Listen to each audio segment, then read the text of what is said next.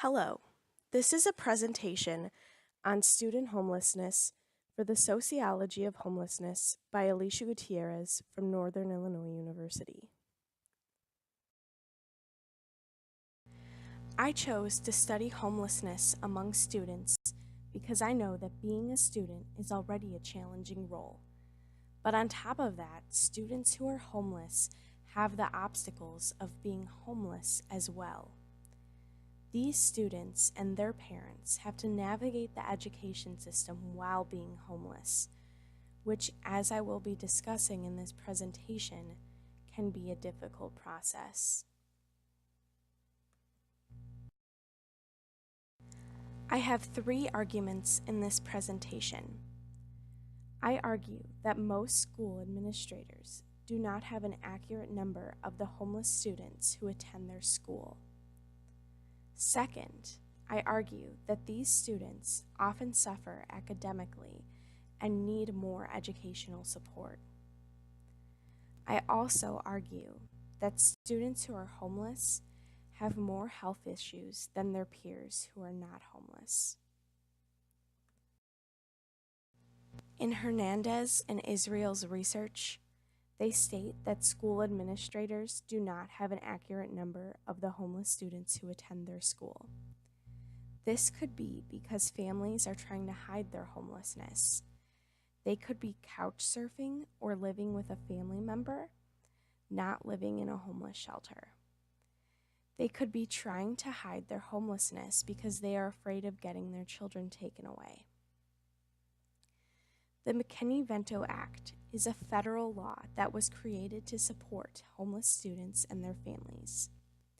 A free and public education should be accessible to everyone, no matter what their living situation is.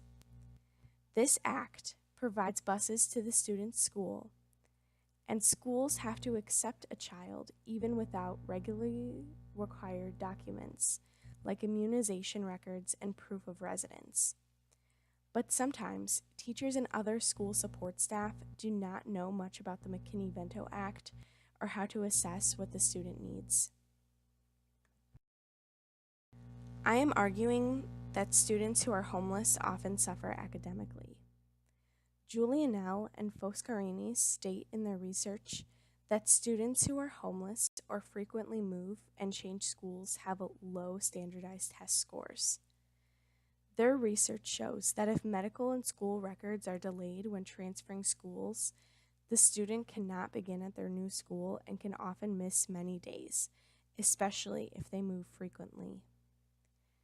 The McKinney-Vento Act makes sure that students who become homeless receive buses to school, even if their shelter is out of school boundaries.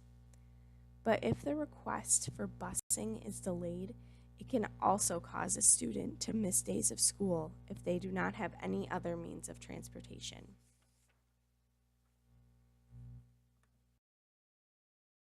Students who are homeless have more health issues than their peers who are not homeless. Paris and Campbell explain that homeless students are more likely to suffer from malnutrition, hunger, chronic diseases, and psychosocial and developmental issues.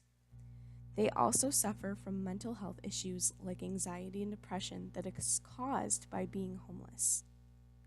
They have colds more frequently because they often live in places that are not clean or living in compact places with a lot of people. If these young children are growing in an environment without toys to stimulate their intellectual growth, books to read, or other children to play with, they can also have developmental issues.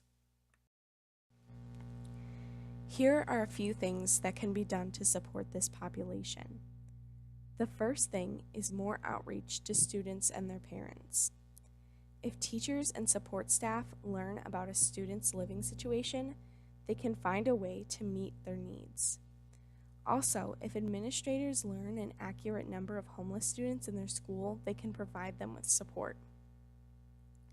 Teachers, social workers, school counselors, and other staff in the school should encourage academic achievement to all of their students, but especially homeless students, Providing these students with books to read and other learning materials that they can bring home help them developmentally. The last thing is educating staff on the McKinney-Vento Act and how to assess what a homeless student needs. Ignorance of the McKinney-Vento Act hurts the student and their family. Teachers should also be provided with sensitivity training. This is necessary for dealing with this population.